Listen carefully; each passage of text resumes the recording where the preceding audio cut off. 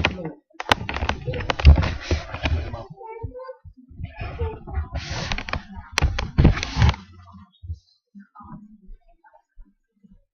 April 19th, 2009, 11-year-old Raheem Herrera came home from school smiling as he handed his mom his report card full of A's and B's.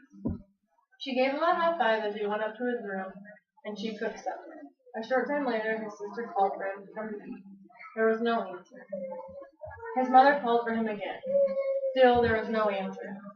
So the mom and sister went up the steps to his room. They opened the door to find him hanging in his closet by himself.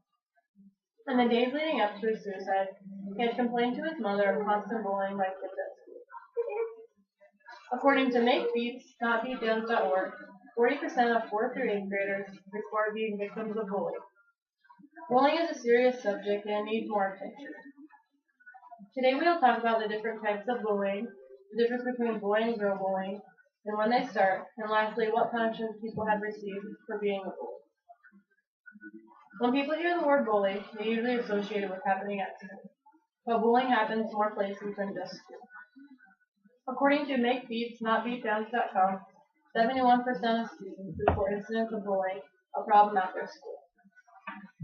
Cyberbullying, which means you bully with the use of the internet, text, or through emails. With the advances in technology, cyberbullying is more than likely only going to get worse. According to cyberbullyalert.com, girls are more likely than boys to be the target of cyberbullying. A study done in 2009, 58% of 4th through 8th graders have had something mean or cruel said about them on the internet. Parents can monitor the amount of the internet that children use and how much they use their phones. Bullying in school. Every 7 minutes, a child is bullied on the playground.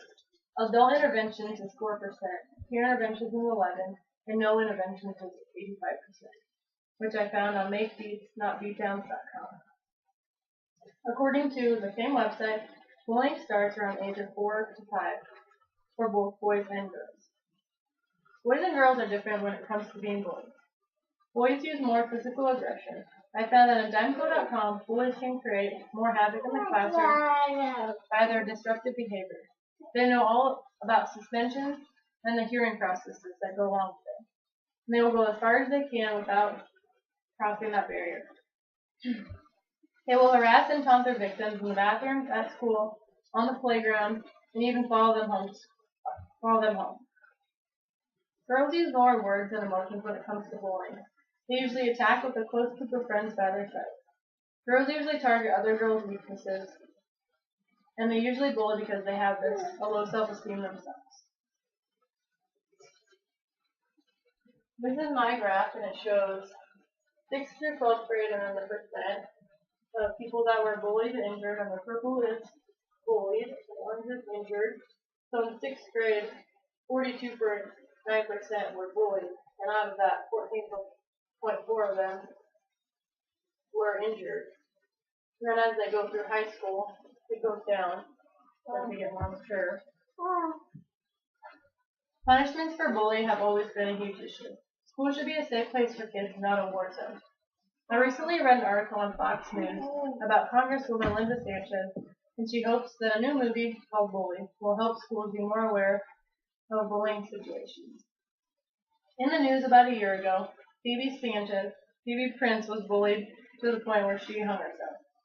9 Massachusetts students harassed her at school and cyberbullied her. One girl admitted that she resented her for dating a football player that was older. These 9 people pushed her too far until the point where she killed herself. 6 of the teens were indicted on charges of her suicide. 3 of them were girls. 2 of the bullies were 17 and 18-year-old males who were also charged with statutory rape. Out of the 9, only 3 of them were expelled from school. This story alone shows that there needs to be a law for people who bully. Another story that you probably are familiar with is about a girl named Megan Meyer from Missouri.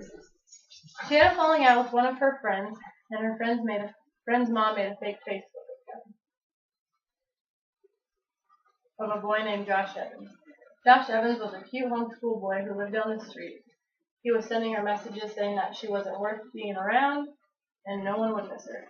Megan hung herself just 3 weeks before her 14th birthday.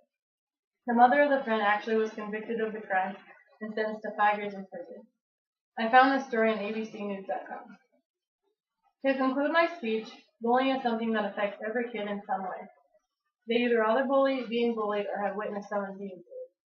So to stop this, we need to stop bullying on the spot.